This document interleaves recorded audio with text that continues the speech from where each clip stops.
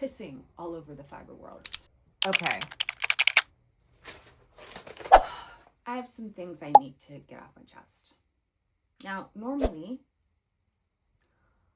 I really don't like to have strong opinions because I believe that making should be the thing that brings people together and should not be polarizing. You know, you might not have anything in common but knitting, and that can build a bridge. Sewing, quilting, painting, all of that stuff can build a bridge and start meaningful dialogue. So I have a lot of opinions, obviously, but I try to keep them to myself because I want my social media world to be a space where people just leave all of their other bullshit at the door and we just talk about making, and we focus on commonalities, not the things that divide us. But I cannot stay silent about game. I made notes. It was the most ridiculous, insulting, offensive show. I was offended. I watched it. I hate watched it. Emotions are energy. But they're taking my beloved fiber, my beloved, it's not even a hobby, it's like a way of life. This is my spinning wheel. I dye yarn. I make things. I sew clothes. I knit sweaters. They're taking the thing that I love and turning it into The fucking Price is Right, but bad. Let me just say, of all of these shows, I could never win. I could never win anything. I could never win the Great British Bake Off. No. I could never win the Great Pottery Throwdown. I can actually throw pottery and I know how to use a kiln, but I'm not that good. I could never win a show like Traders, where I've never seen it, but I think you have to be really mean and lie, and I cannot lie.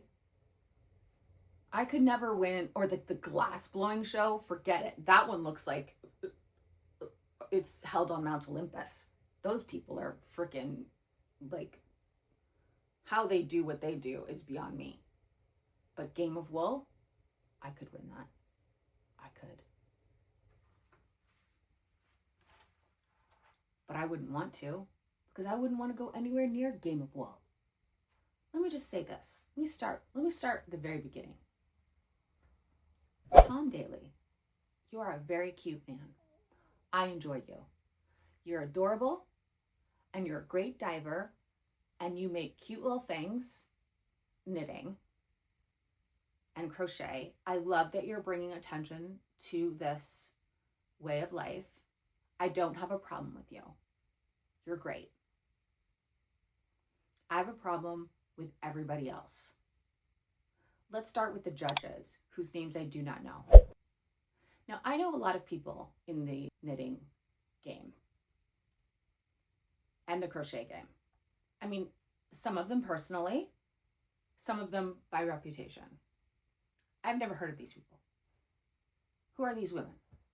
I don't know who they are. Who are they?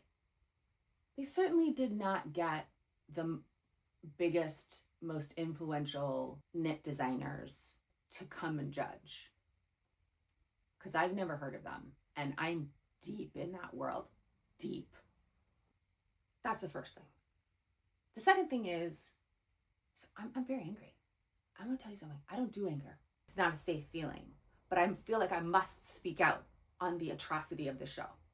I don't think these producers, the showrunner, the sound person, the camera person, the editor, I don't think they fucking know how to knit or crochet or make anything except money off the back of people who do. I said it, and I'm not taking it back. Because if they were actual knitters, if they were dedicated fiber enthusiasts, they would never make a show like this. because they missed the point of knitting entirely. No one uses wool to race towards a finish line. That is not what knitting and crochet is about. It is a mindful, sometimes meditative practice of creation, and you're not thinking about your finished object. Let me amend that.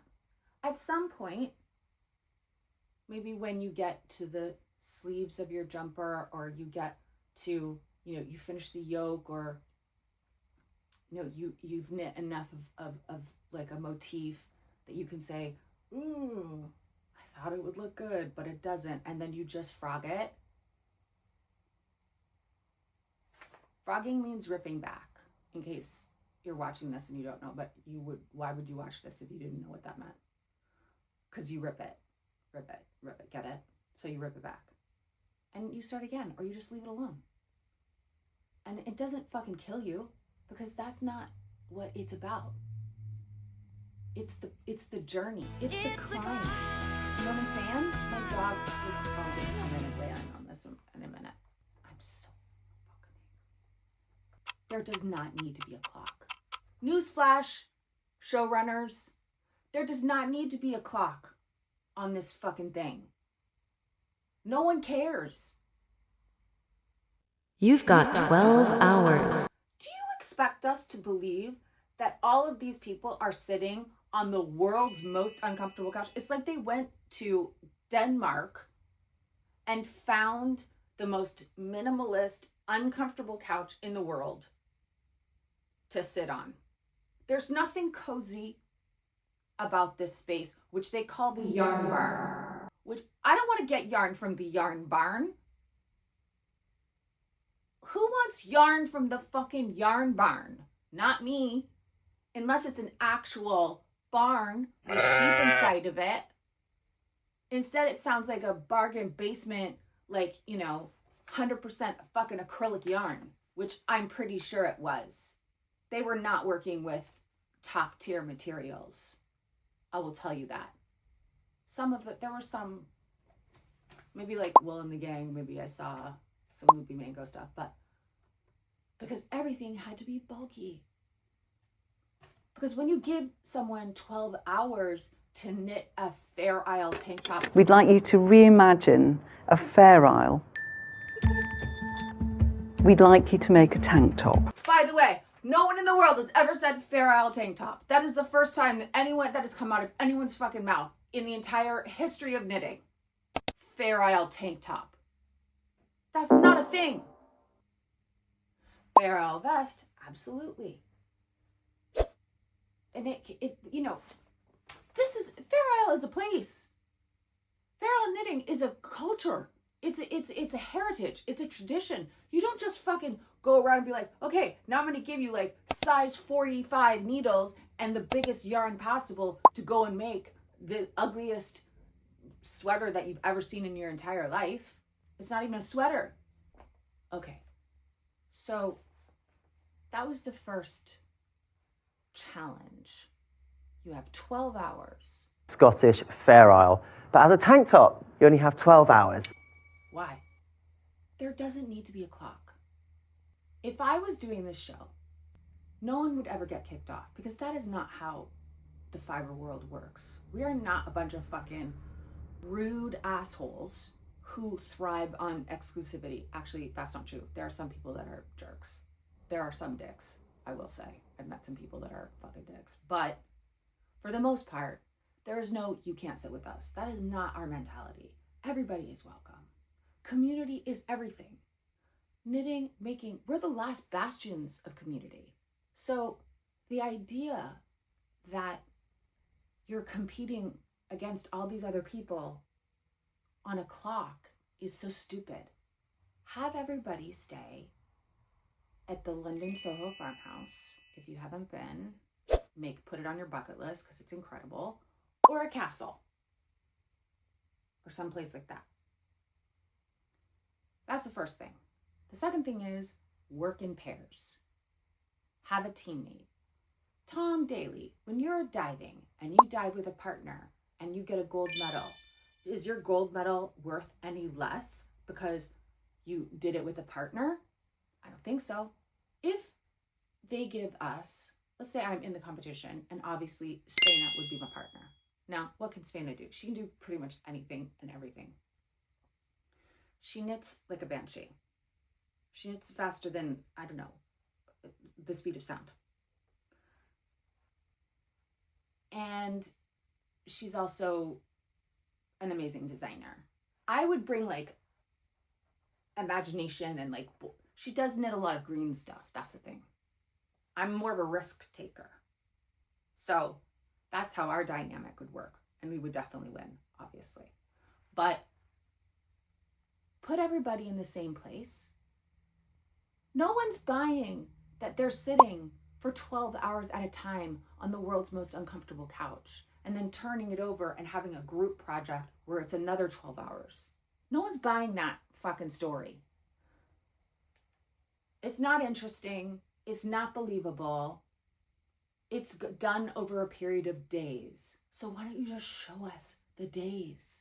Show us the work. Show your work. You split up, but invariably everyone would come together because that's how knitting works. That's how crochet works. That's how community works in making.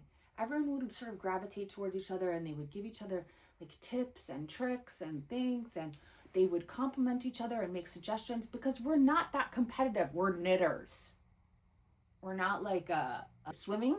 I already said diving. Like that show Traders. Like, I don't know. Like, it's not Dancing with the Stars. It's just not that. Put us all together. Give us 3 or 4 days to make a Fair Isle Fest. And the results will be beautiful. In teams. And then you'll get to see how a Fair Isle sweater is truly made.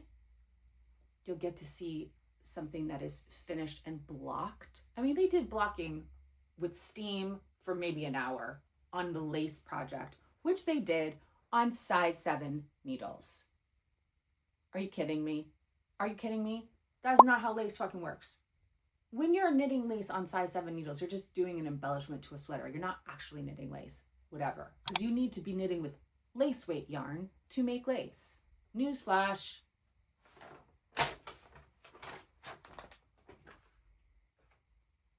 No one is going to look at the bulkiest, like craziest, ugliest Fair Isle tank top and say, I really want to learn how to knit. God, that's so gorgeous. No one's going to say that. No one's going to say that. But if they saw a beautiful Fair Isle vest with impeccable color work, they might be inspired. Especially if they see the community of working around it.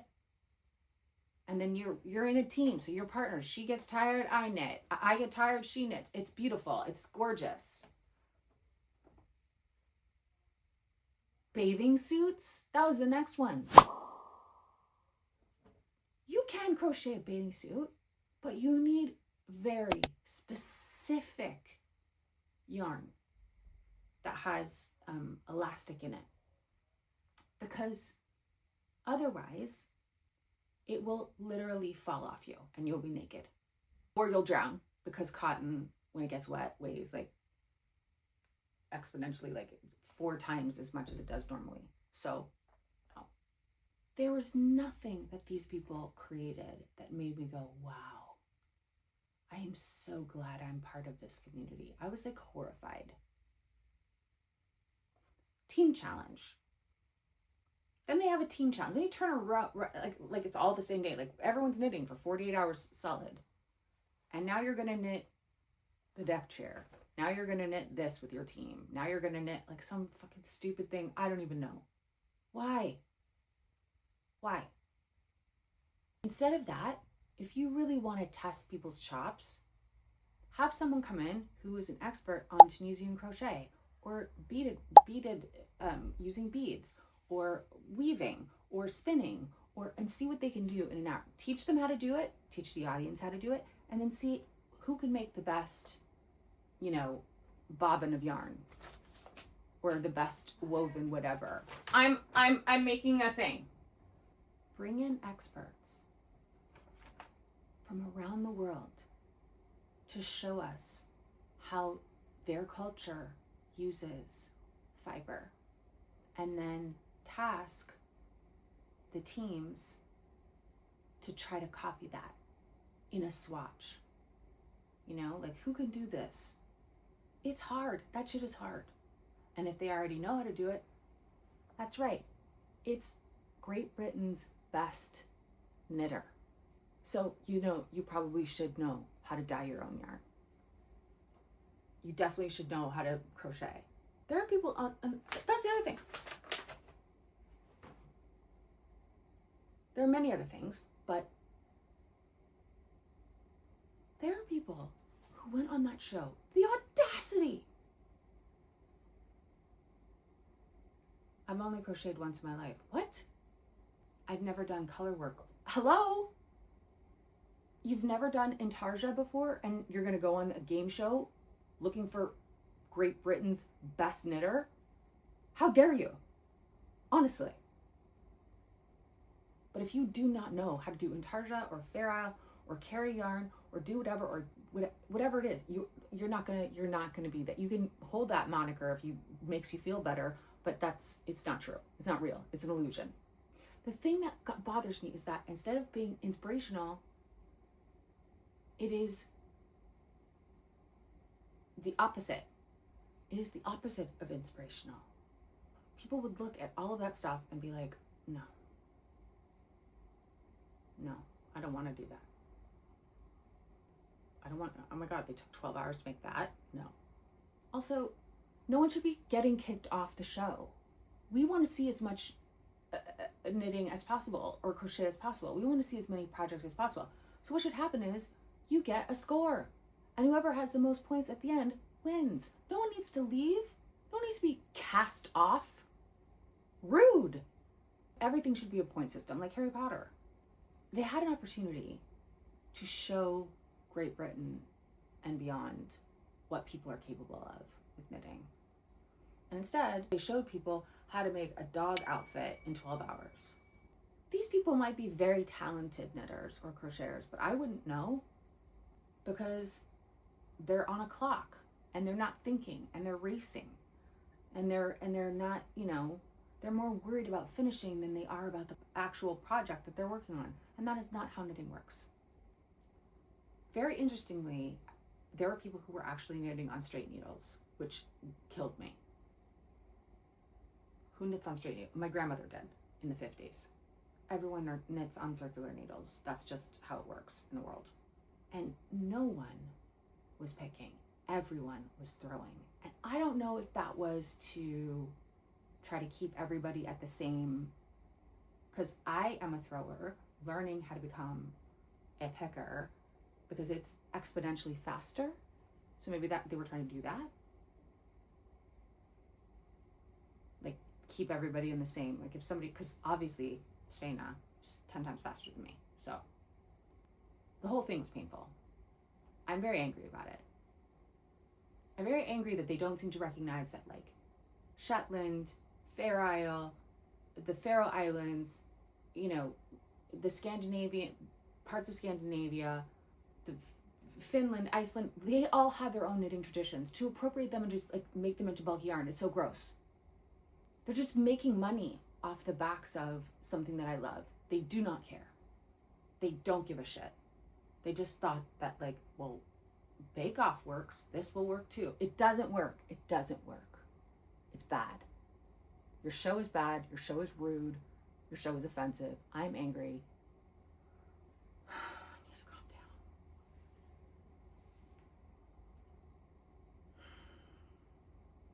Just go ahead. Take a big pee all over the fiber world. I'm done. I can't even talk about this.